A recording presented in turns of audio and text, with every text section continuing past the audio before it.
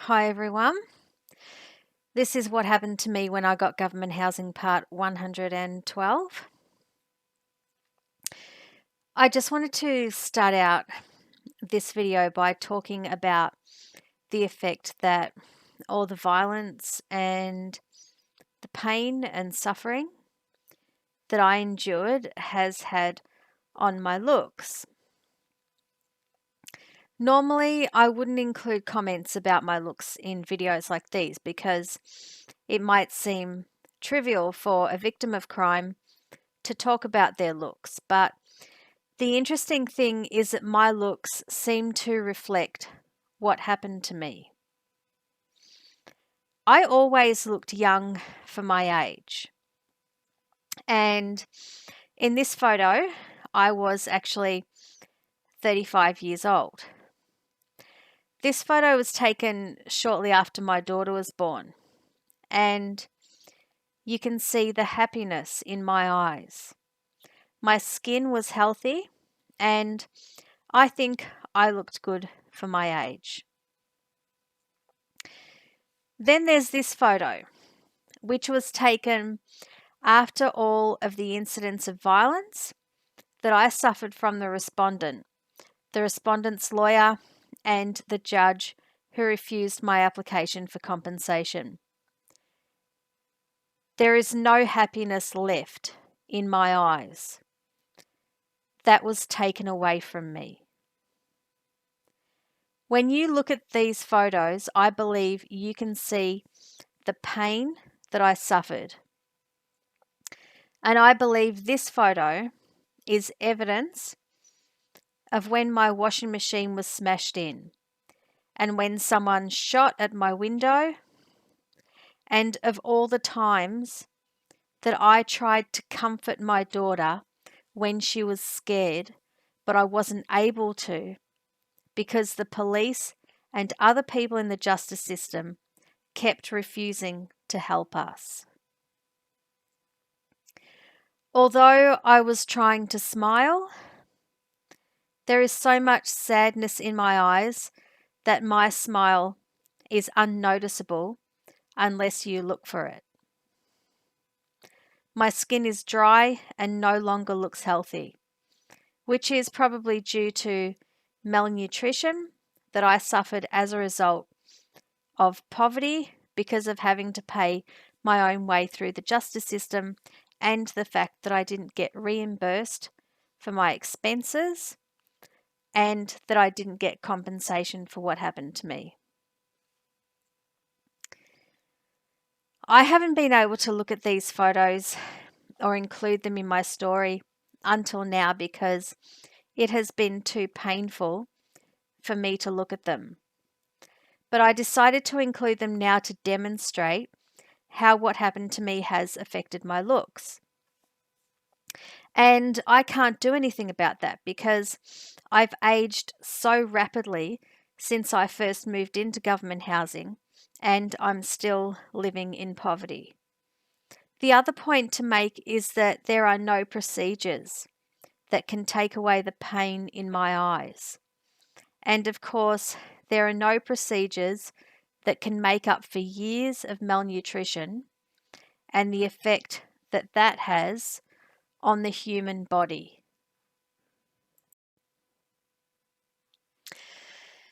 So now we're moving on to the rest of the statements that I was going through. And the first one I want to deal with is, don't go to court today. The judges don't like you. So I'll explain how this one was said to me. I was actually on a train going to the Melbourne Magistrates Court, and a person who just happened to be standing right next to me muttered something that I didn't hear, and then, don't go to court today, the judges don't like you. And to this day, I don't know if that was a threat or what that person meant by that. I didn't say anything back to them because I didn't know what to say. And like I've said before, I get this sort of thing all the time. So after hearing that, I was forced to go to court thinking that the judge hearing my case on that day didn't like me. And I was made to feel like I wasn't going to be listened to in the courtroom. And I was made to feel like I wasn't wanted in the courtroom. And that was how I felt anyway, because all the lawyers in Melbourne had refused to represent me. The other thing that should be noted was people need to ask themselves how that person knew that I was on the train and how they came to be standing right next to me. Clearly, that means that I was being followed, and followed for the purpose of psychological menacing. And I'm expected to live with that behavior, and I'm expected to tolerate that behavior. If I had reacted to that person by yelling at them or doing something else, that would have given the police an excuse to charge me with assault, and it may have given the Department of Health an excuse to label me mentally ill, which seemed to be a recurring fantasy of some people who work in the public service in Victoria. You say I'm crazy, 'cause you don't think I know what you've done. But when you call me, Now we're up to "You're trying to steal my husband." And this is something that I mainly got when I was living in the Flemington area of Victoria in Australia. And I'll probably have to discuss, that area in a separate series. But just to explain this statement, I would have female police officers and wives of female police officers and other married women in that area walking up to me, yelling at me or taunting me by claiming that I was trying to steal their husband. I think in many ways this was a narcissistic allegation designed to make the accuser the center of attention. I didn't know any of these people, I didn't work with them, and I didn't socialize with them, so there was no way that the allegation could actually be true. I believe that some of the people yelling that allegation at me were female cops, and others were people who had been told to say that to me, or told that that was what I was doing, and instead of being rational or mature, those women chose to be nasty to me. you say I'm crazy, 'cause you don't think I know what you've done. But when you call me, Now we're on to "We're going to destroy you." And I have had this a lot from cowards. I believe this threat is related to a belief that some people have that I'm supposed to be doing something for them. And because I'm not doing it, they want to punish me. And this will become clearer as we go along with the threats that I'm outlining in this video. The people who make this threat to me are usually police, spouses of police, and even children of police officers in some cases. But I've also had this threat from members of the general public as well. So you might be wondering, what do the police want me to do and why are they threatening me? The truth is that I don't know all of the motives for this threat, but I can say that a recurring problem that I have with the police is that they see me as some kind of provider, and they want to punish me when I try to stop them from using me for various purposes. And that will be explained in the next couple of threats. you say I'm crazy, 'cause you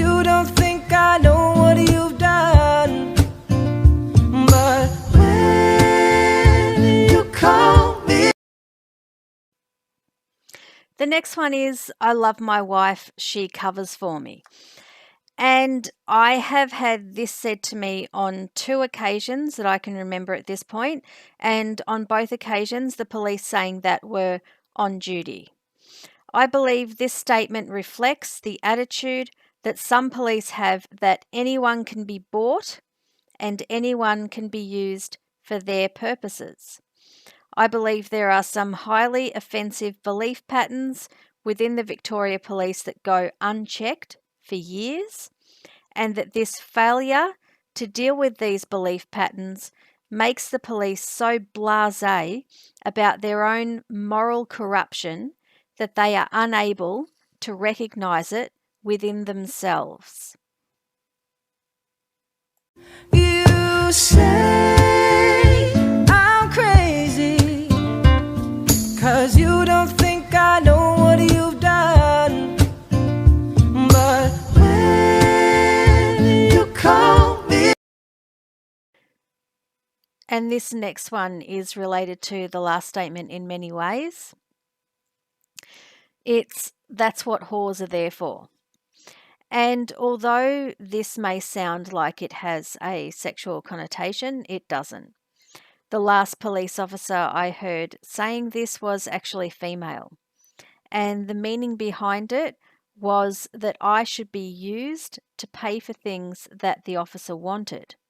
And this will be explained further in the allegations that I'll make coming up in this video. You say I'm crazy, 'cause you don't think I know what you've done. But when you call me. Now we're up to we should plant something on her. I lived in the Flemington area of Victoria between 2007 and 2012. And the wife of a police officer who worked at Flemington Police Station said that about me on more than one occasion.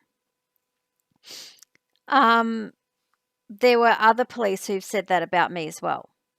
And quite recently, at my current address in government housing, a police officer said that he wanted to get into my unit and told his colleague that he could plant something in my unit, and I'll explain how I became aware of that. I live in a unit with a side door, which I sometimes leave open. And one day there were 2 police officers on the balcony looking at my door, which was open, and they sounded like a new recruit and an experienced officer. Both these officers were male. I can't quote exactly what was said for the whole conversation, but it went like this. The new recruit looked at my open door and said, "It's open, we could get in there. We could make an arrest, we could plant something in there." The experienced officer said, "No, don't do that, you can't do that." And the new recruit said something along the lines of, "There must be drugs in there anyway." Then the experienced officer explained that not all government housing residents were on drugs. The new recruit said, "The door is open and we could have a look around," to which the experienced officer replied, "No, we've already been through there." So clearly, this conversation was outrageous on many levels. The most alarming matter was that the experienced officer admitted that he had been into my unit, and I had no idea that that had happened when I heard that. So I have to ask myself what the police were doing in my unit, and I wonder if they stole anything, and it's a huge violation of my privacy and my safety for that matter. I have seen media reports in the past saying that Department of Housing officers have provided police with keys to people's properties, which has allowed them to look around people's homes. And I don't know if that is what has happened here. The officers who broke into my home should be charged. with break and entry and trespass as an absolute minimum. But given that I don't know who they were or how they got in, I don't know how to get that done. It makes me feel sick that every time I leave my unit, a police officer may be entering my home, and that's how I feel. I don't know why the police would enter my home, and I don't know why they're so curious about me and my possessions. Once again, it just makes me feel sick. I believe some of my neighbours may have witnessed the police going into my home, but none of them have told me about it. I would urge anyone else in government housing to keep an eye out for this criminal behaviour from the Victoria Police and to tell your neighbours what's going on when you catch them breaking into other people's homes.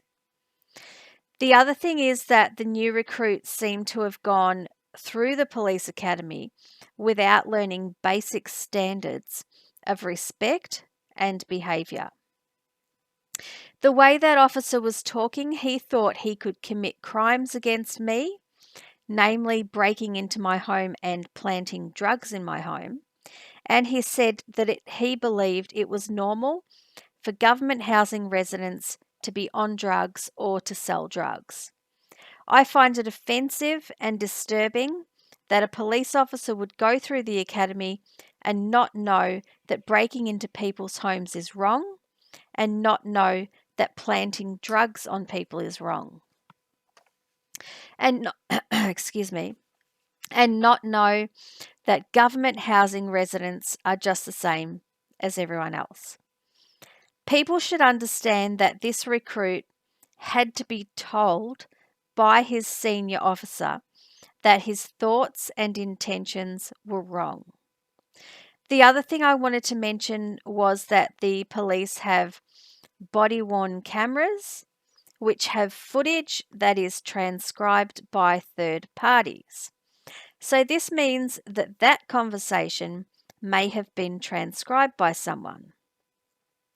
If the police are talking about committing crimes like that, and that conversation is being transcribed and that transcription doesn't lead to charges against the police, that means the evidence of police misconduct and criminality is being covered up. But getting back to me and how I feel about this, it's obviously disturbing and scary to think that police are entering my home, and I don't know how to stop them.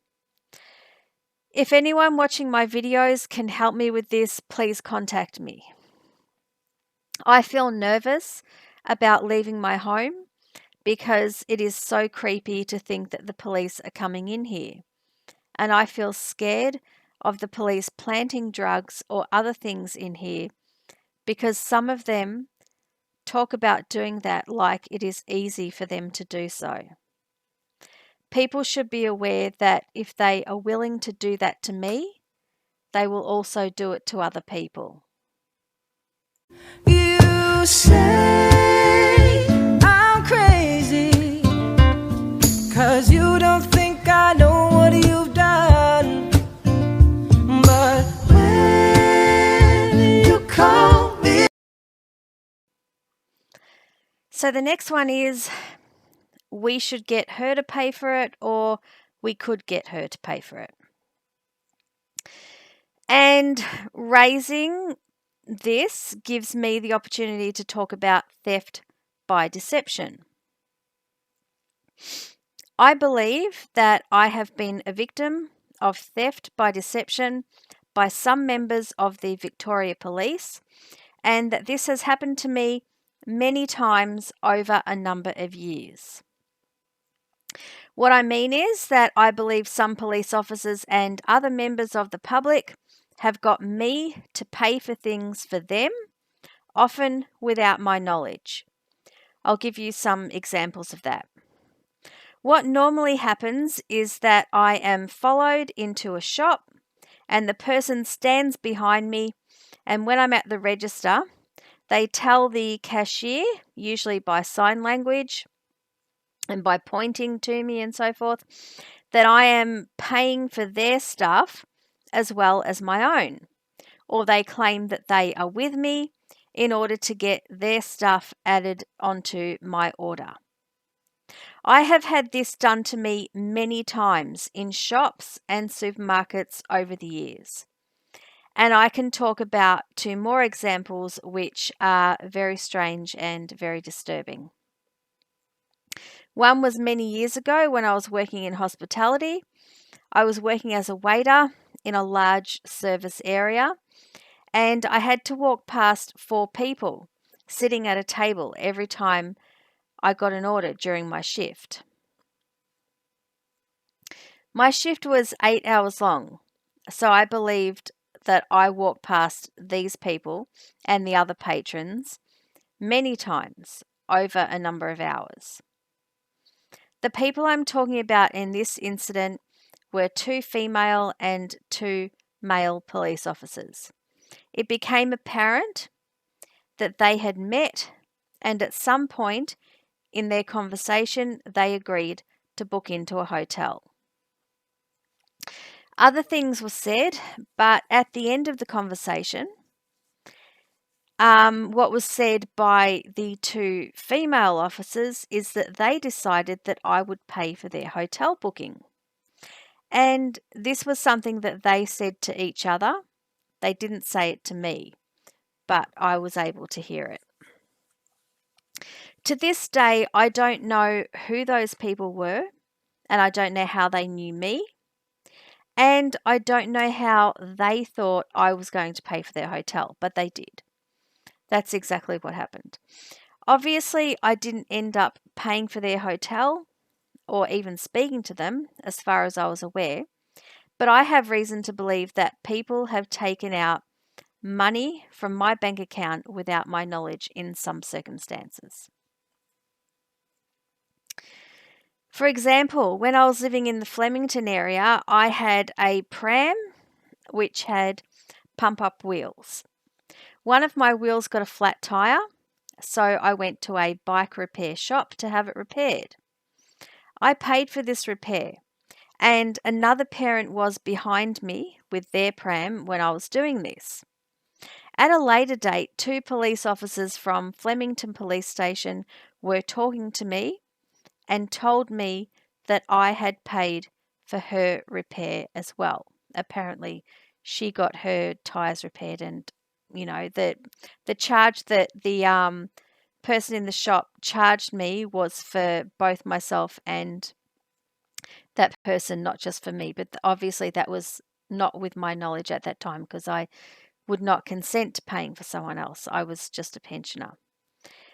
The police officers who told me this were laughing at me when they said it. I have had people repeatedly trying to tack their groceries onto mine when I'm going through the register at a supermarket as well. And I believe this behaviour was started by members of the Victoria Police, who I guess they not just started it, but they also made it okay for other people to do it to me.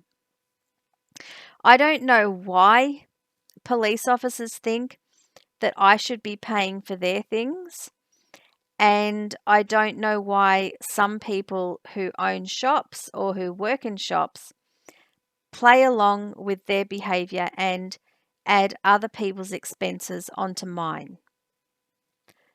I believe that what I'm saying has happened to me so frequently over so many years that if anyone went through video footage of me paying for things in shops, they could easily find an example of what I'm talking about. And I'll continue to talk about this practice throughout this series, but I have to finish with these examples now because I want to get on with the other things that have been said to me. You say I'm crazy, 'cause you don't think I know what you've done. But when you call me, The next one we're doing is she thinks this and she thinks that. When I lived in the Flemington area, there were two police officers in particular who would target me and harass me. It was a male officer and a female officer. The male was around 30 years old at the time, medium height and build, natural blonde hair which was parted on the side with a slight wave, and he had a distinctive triangular shaped nose. This man is the person who kept saying she thinks this and she thinks that. And just to clarify, I have never met him socially and I have never worked with him, and I don't know how he knew me, and I don't know why he kept talking about me. I would walk around the street with my daughter in her pram, and this officer would look at me and tell his colleagues, all of whom were standing outside Flemington Police Station. So he would look at me and he would laugh and he would say, she thinks, and it would be followed by some sort of statement from him. And he did this repeatedly, and he never spoke to me, and there is no way he would know what I was thinking. So there is a good chance that this man is mentally ill. It sounds delusional what he's saying. It's beyond comprehension that a police officer that I don't speak to would believe that he knows what I'm thinking. But anyway, there are other things that this officer did which were outrageous. And to be honest, it is embarrassing for me to talk about this next example because it's so serious and because it indicates how badly I've been treated by the police over the years. This officer used to shout at me as I walked past him, and if I was standing near him, which was usually at traffic lights in Wellington Street, Flemington, he would actually hip and shoulder me, and on a few occasions, he actually hip and shouldered me so hard that I fell over. Now, clearly this is assault, but no one ever helped me, despite it being done in broad daylight and there being many witnesses. That man has approached me after I moved out of that area as well, and he has continued his behaviour, although thankfully I haven't been hip and shouldered by him recently. It is pretty disturbing for me that I have had to reveal that sort of assault in this series. And I know that you all will be disgusted when you hear that I was hip and shouldered by a police officer in broad daylight and that no one helped me. But that is how things were in the Flemington area. You say I'm crazy, 'cause you don't think I know what you've done. But when you call me. The next one is she's chasing him. I would normally have male friends when I was working, and when I had boyfriends, I would mainly have my boyfriend as my literal friend. I never felt there was anything wrong with having male friends. However, I would get a lot of criticism and jealousy for having male friends. Most of the criticism I got was from a clique of nasty female police officers who worked in the inner western suburbs of Melbourne. These officers seemed to be insanely jealous of friendships I had with men and would tell men that I wanted a sexual relationship with them when all I wanted was friendship.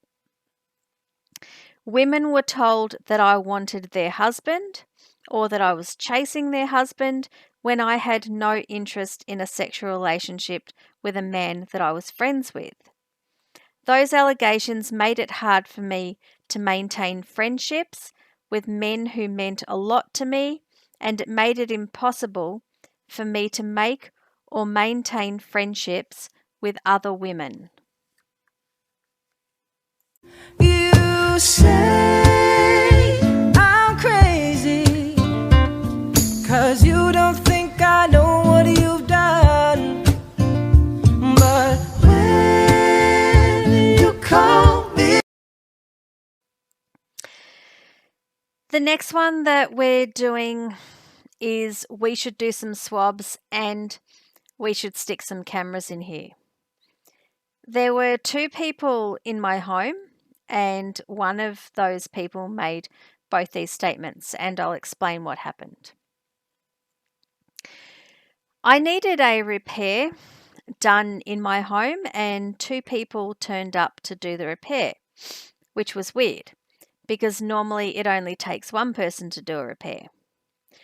The 2 people were an employee, as in like a normal person that you would expect to be there, and another man, and that man turned out to be an apprentice. And it gets a bit weirder from here in. No, actually, it gets a lot weirder. When those 2 people were in a room in my home doing the repair, they were talking, and one of them said we should do some swabs, which was very strange. Because I don't know why a repair person would think that my home would need to be swabbed for anything, but that's what they said.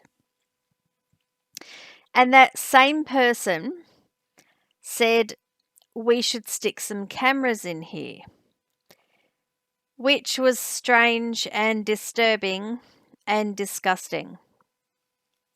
Obviously, I don't want cameras in my home, and I don't know why a repair person would turn up to my home and say things like that. But this is where it gets interesting. When they were finally finished, I spoke to the apprentice and I asked him who he was. And that's when he told me that he was doing an apprenticeship. After telling me that he was doing an apprenticeship, he said, "Guess what I was doing beforehand?" And I said, "I don't know." And he told me that he was a retired police officer. And I was so shocked that I couldn't talk, and I just told him to leave. Now, this raises some serious questions. Firstly, I wanted to say that I don't know if the other person was involved in wanting to do swabs in my home or in wanting to put cameras in my home. And that's why I have avoided identifying that other person. What you need to realize is that a police officer has somehow gained an apprenticeship with a company who services government housing residents, and that officer is carrying on their strange police type thinking of wanting to swab people's homes and put cameras in their home after retiring. And in a lot of ways, I don't even know what to say about this one. Like I said, I'm not identifying those people in this video, but I would do so if I had the opportunity to do so. It makes me feel sick to think that a retired police officer may have put cameras in my home, or that they would get access to tenants when they think about doing those sorts of things to people. Like I said, I don't know what else to say about this one, but I felt it was important for me to include that incident in this video because of the serious implications of what was said. and the implications of a retired police officer somehow getting access to the homes of government housing residents when they seek to film them without their consent. You say I'm crazy, 'cause you don't think I know what you've done. But when you call me. Now we're up to the last one, which is I know what you can do, you little whore, I've seen the videos. And if you thought the last statement was disturbing when I described what was happening, this one is even more so. And I'm going to do this video differently. I usually try to avoid identifying people, but in this video, I'm going to do everything I can to identify the woman involved. And you'll understand why when I explain what happened to me. It's also true that I usually put a disclaimer when I'm being more specific, but I want to do it a bit differently this time. I've made a voice recording, which you can hear. So instead of doing a disclaimer, we can do this. Someone can download my voice recording and put it through a lie detector, and that will prove that what I am about to tell you is true. Obviously, I'll put up my normal disclaimer at the end, and I want to remind everyone that this is not a court hearing, and every lawyer in Melbourne has refused to represent me, and this is not legal advice. And I want to talk about my impressions as well as my feelings, because those things are important. This statement, I know what you can do, you little whore, I've seen the videos, was said to me by a female police officer from Flemington Police Station. Flemington Police Station is in Flemington, Victoria, Australia. I walked down the street with my daughter in a pram, and as I walked past Flemington Police Station, a female police officer said to me, I know what you can do, you little whore, I've seen the videos. So obviously that female cop was telling me that they have seen videos of me having sex, which is pretty disgusting on its own. And as I have said previously, I have never consented to anyone filming me while having sex. I have never filmed myself having sex, and I never will. Many years ago, I sold a photo of myself in which I was topless, but I was wearing underwear, and I was alone in that photo. And I wasn't engaged in a sex act. I have published photos of myself which some people may see as risque online. However, I was clothed in these photos. So basically, you should understand that no one has any legal right to own or publish photos or videos of me which are naked or which show me having sex with another person. I have never signed a release form for any such material. The problem with what the female cop said is this. I know I have never allowed anyone to film me having sex in any way whatsoever. But clearly, she thinks she has seen videos of me, and other people have told me they have seen videos of me having sex over the years, although I have never seen those videos myself. It is disgusting and shameful that a police officer would be watching pornographic videos of a person which were made illegally. And it is equally shameful that they would taunt someone by telling them that they have seen those videos. It should also be noted that this female cop said that to me in the presence of my daughter. And that female cop has done other things to me as well. But before I describe them, I will describe her appearance and then I will further identify her as we go along. Just to make it clear, I don't know this female cop. I have no association with her personally or professionally. I have only been charged by the police once in my life, and that was regarding the intervention order that the respondent had against me. So this female cop thinks she knows me and she recognizes me on sight, despite the fact that I don't know her name and have never met her in any circumstances. This woman is tall. At the time, she was around 35 years old, with a medium build and shoulder length, very dark, wavy hair. This female cop was a plainclothed officer, so I believe she may have been a detective senior constable at Flemington Police Station between 2012, around, the year of 2012. Actually, it was between 2007 and 2012 that I was living in Flemington. I said I don't know her name, but there is another way that I can identify her, and that is through another officer who witnessed something nasty that she did to me and my daughter.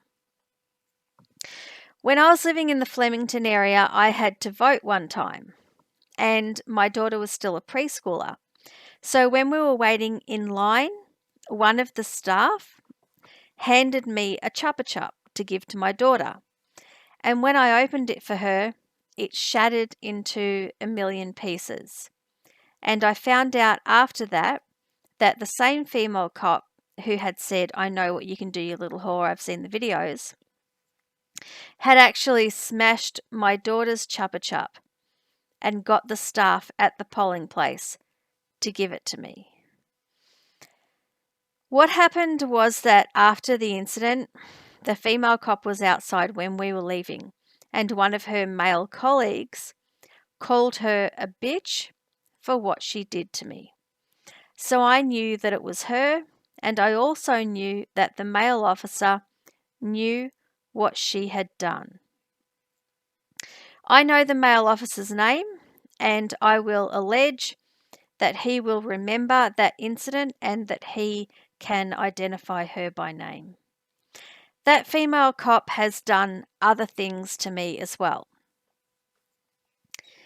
So I left the Flemington area in around 2012, and I have actually seen that female cop in my street, that is the street that I live in, and in my area.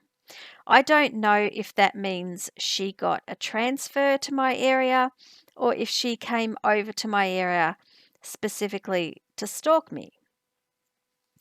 One time I walked from the train station towards my street and she was on the footpath waiting for me, and when I walked past, she called me a fat little whore. And she often said that when she was in Flemington as well. That's how she spoke about me. And I have to say at this point that the first incident I was aware of that officer doing things to me was many years ago, and her male colleague knew that she was doing nasty things to me many years ago, but it appears that she still has a job in the police force, which I think is outrageous. I believe that the male officer should have sought to have her sacked for the incident at the polling booth, and I believe that the fact that she has been seen in my area after I moved out of Flemington probably indicates that she is stalking me and that she has a fixation on me or that she has a vendetta against me. I would like to take out an intervention order against that female officer, and I would like it to be made retrospective so she can be charged for what she did to my daughter's Chupa Chup and for the nastiness and for calling me a fat little whore and obviously for stalking. And I think her home should be searched for any evidence of pornographic material with me in it.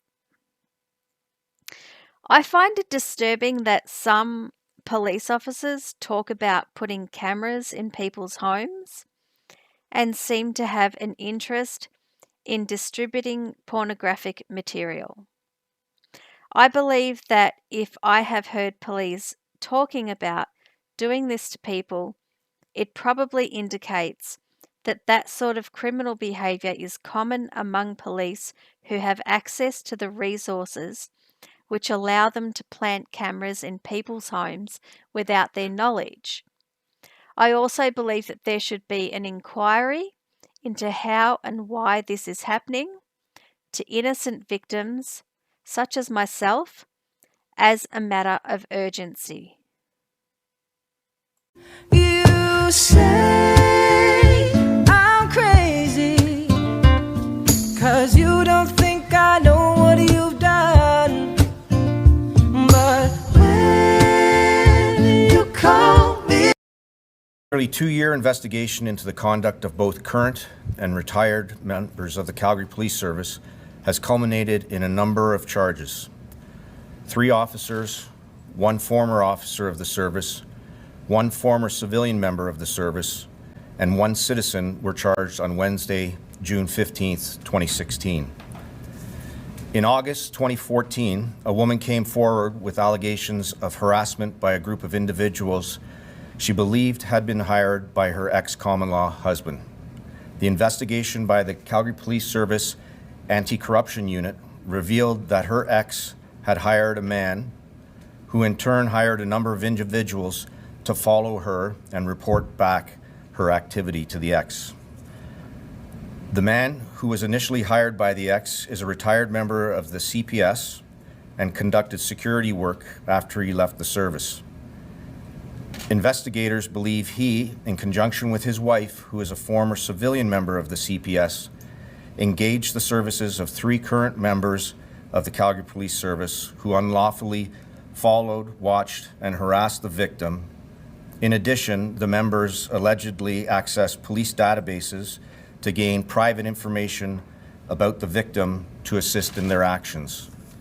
As a result of the investigation, the following people have been charged. Kenneth Robert Carter, 65, has been charged with criminal harassment and perjury. Carter is the ex-common-law husband of the victim. Stephen Charles Walton, 59, has been charged with criminal harassment, bribery of officers, improper storage of a firearm, and perjury. He was a sworn member of the Calgary Police Service from 1978 to 2003. Heather Naomi Walton, 53, wife of Stephen Walton, has been charged with criminal harassment, bribery, and improper storage of a firearm.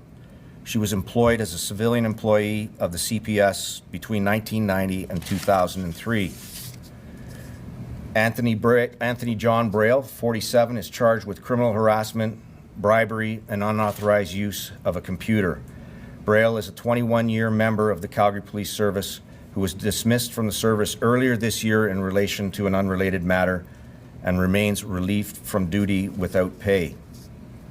Brian Allen Morton, 32, is charged with criminal harassment, bribery, unauthorized use of a computer, and breach of trust. Morton is a 9-year member of the Calgary Police Service. Morton was suspended with pay Wednesday, August 12th, 2015, and his suspension status is currently under review. Bradford Robert McNish, 58, is charged with bribery, unauthorized use of a computer, and breach of trust. McNish is a 14-year member of the Calgary Police Service. McNish was suspended with pay Wednesday, August 12, 2015. His suspension status is currently under review. Professional Standards Section investigation will proceed upon the conclusion of the criminal process. It's a sense of betrayal that officers feel. They uphold the public's trust at the highest level, and whenever that's eroded, it feels personal. And I can tell you that there are about 1,500 calls that are going to be answered today. 850 of them we're going to have officers attending, and each one of them go out there to do their very best.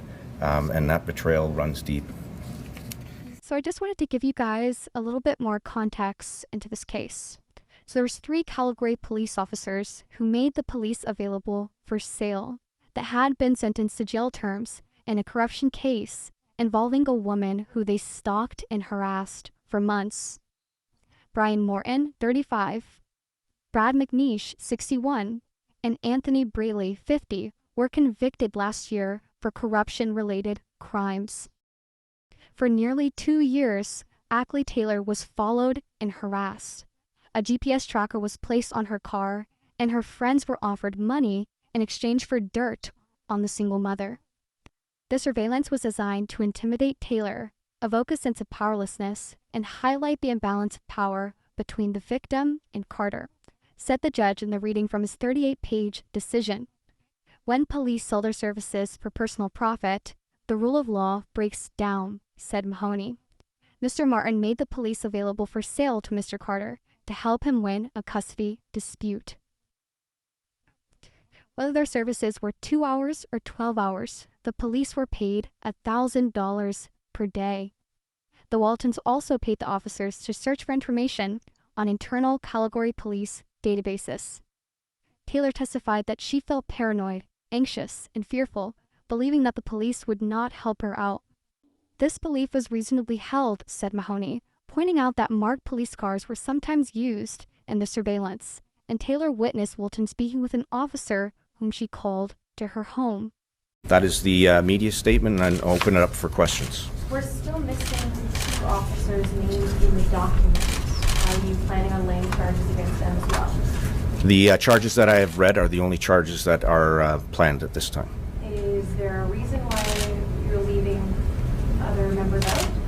I don't know what you're referring to, so you have to be more specific. So in the complaint Yeah. that was put in by the victim, there were 2 other members' names that you have not named in this list. Right. Are they not being included in this investigation whatsoever anymore? Are we to assume that their names are cleared? So by the timeline that I've outlined to you, this was a complex investigations, dozens of production orders, search warrants were executed, and the evidence to support charges only pertain to the individuals that I have told you today. Did you say that there were hundreds of unauthorized inquiries? That's correct. All relating to the one case, or were there other cases? That's correct. Just the one case? Correct. Is any information as to what kind of information was accessed through your databases by these officers? I don't have details as to the specific. There were hundreds of inquiries into our databases, and all of it would relate to the victim and information that would lead them to be able to conduct surveillance or any other type of activities on her. Who monitors an officer's use of a computer in this way, and why would it take a considerable amount of time to notice that there's flags like this, unauthorized searches, things like that? Well, our databases are accessed hundreds of times a day, and they are always monitored, and we do directed audits on those systems on an ongoing basis. In this case here, I think it's really important to look at the breach of trust charge and what that brings about. There is an element of trust that our officers are doing their job, and in the vast majority of those audits, and when I say the vast majority, you're talking in the 99 percentile. They're doing it in the execution of their duties. It's when conduct are such, like the ones that I've just described, that we're able to gather that information and bring them before the courts. And I guess the other thing is too, allegedly some of these officers made hundreds of thousands of dollars extra on the side. What's going to happen to that money? Yeah, I don't have information as to the amount. But that's going to be something that will be dealt with through the court system and ultimately through sentencing. Harassed with what we call gang stalking. Gang stalking or organized stalking. Are in the gang stalking and in the Stasi. Or gang stalking, and you'll see the videos and postings and articles and stuff like that.